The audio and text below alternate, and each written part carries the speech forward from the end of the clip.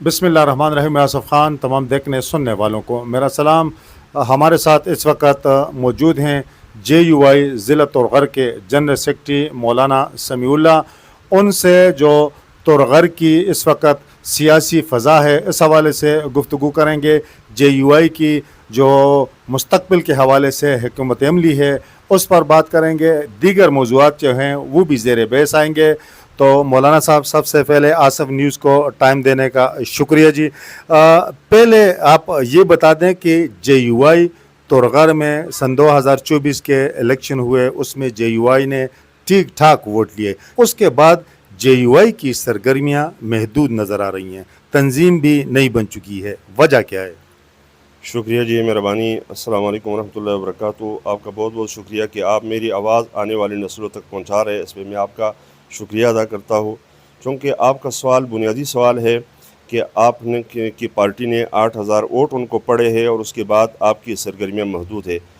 चूँकि ये रिवायात भी है और ये इस तरह के जब भी कोई ऐसी पार्टी वोट तो ले लेती है लेकिन वो बरसर इक़्तिदार नहीं आती है तो उनके पास कुछ होता नहीं है। इस वजह से बाकी रहा आपका सवाल, तो यह सवाल हमने अपने तंज़ीम के अंदर और हमारे जो साथी है, हमारी जो तंज़ीम है उस तंज़ीम में हमने इस पर बहस की है। बहरहाल हमने इस पर बहस की है कि चूँकि हमारा जो उम्मीदवार है फ़र्स्ट टाइम वो आए और उसने इतने वोट लिए तो उसको स्क्रीन से गायब नहीं होना चाहिए था, बल्कि उसको अवाम के अवामी मसाइल पर बहस करनी चाहिए थी और अवाम के साथ उसको होना चाहिए था। अपोजिशन का किरदार अदा करना चाहिए। अपोजिशन का किरदार उसको अदा करना चाहिए था और हम इसके हक़ में है।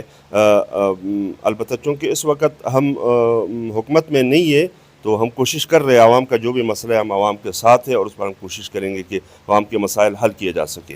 तो आपने कहा हम हुकूमत में नहीं है, तो इस हवाले से बात कर लेते हैं कि मुल्की सतह पर भी अगर हम देख लें JUI इस वक्त ना हुकूमत के साथ है ना अपोजिशन यानी PTI के साथ भी वो नहीं है। तो JUI कहाँ पर खड़ी है?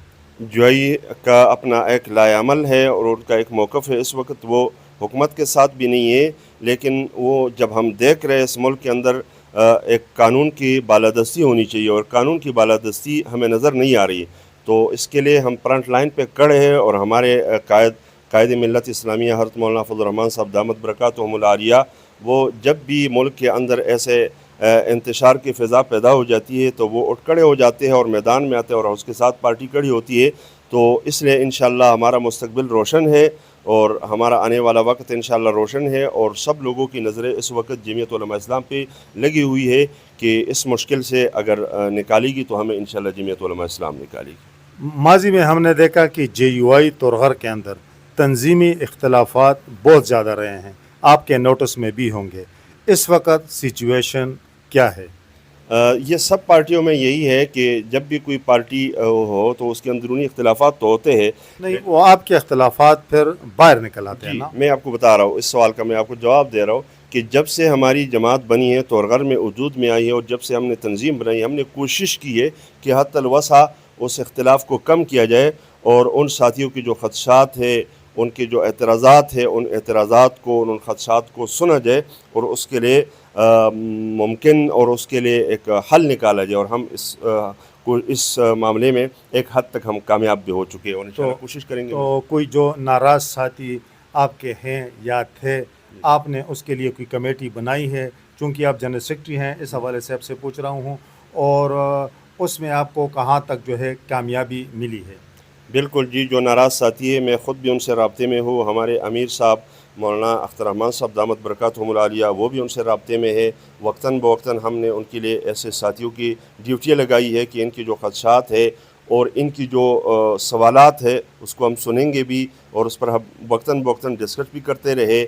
और मैं ख़ुद भी जो ऐसे साथी है जो नाराज़ है, उनके जो खदशात है, इस तरह से पार्टी से वो नाराज़ नहीं है, हमसे भी नाराज़ नहीं है, लेकिन उनकी कुछ खदशात है तो हम दूर करने की कोशिश कर भी चुके और कर भी रहे। इंशाअल्लाह इख्तिलाफ ख़त्म हो जाएगा। तुरगर के इस वक्त आप क्या समझते हैं बुनियादी मसाइल है क्या, और इसके लिए जो MPA है या हुकूमत है जो इक़दामात कर रही है उससे आप मुतमईन हैं? क्या होना चाहिए?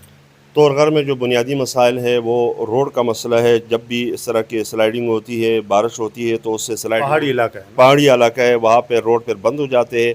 एक मसला اور دوسرا مسئلہ یہ ہے کہ ہمارا چونکہ یہ قدرتی آفات وہ تو ہر جگہ پہ آ جاتی ہے، دریا بھی آپ کے ساتھ ہے، دریائے سندھ وہاں پہ بہتی ہے، تو اس لیے لوگوں کو بھی چاہیے اور حکومتی وقت کو بھی چاہیے کہ جو اموات ہوئی ہے ان کے لیے اعلان بھی کر لے کہ ان کا جو معاوضہ ہے، خیر ان کی جو اموات ہوئی ہے، ان کے جو پیارے ان سے جدا ہو گئے، اس کا معاوضہ تو نہیں ہو سکتا ہے، البتہ نعم البدل نہیں ہے نا۔ نعم البدل نہیں ہے، کم از کم ان کو تھوڑی سی تسلی ہو جائے گی کہ ہمارے اوپر ہماری جو صوبائی حکومت ہے یا ہمارے جو نمائندے ہیں تو وہ ہمارے ساتھ شفقت کا معاملہ فرما رہے ہیں، تو کم از کم ان کو اپنے آپ کو تنہا نظر نہیں آئیں گے، وہ تنہا نہیں ہوں گے، ایک بات۔ دوسری ہمارے روڈ کا مسئلہ ہے، اسکول کالجز کا مسئلہ ہے، دیگر مسائل ہے، تو صوبائی حکومت ایک حد تک تو کوشش کر چکی ہے، چونکہ یہ معاملہ یہ ضلع ایسا پسماندہ ضلع ہے، اس کے لیے انتہائی محنت کی ضرورت ہے اور بھی محنت کی ضرورت ہے تاکہ ہمارا ضلع دیگر اضلاع کے ساتھ برابری کا مرحلہ حاصل کر سکے۔ اور کوئی اپنے پارٹی و کارکنان عوام کے لیے کوئی پیغام دینا چاہیں گے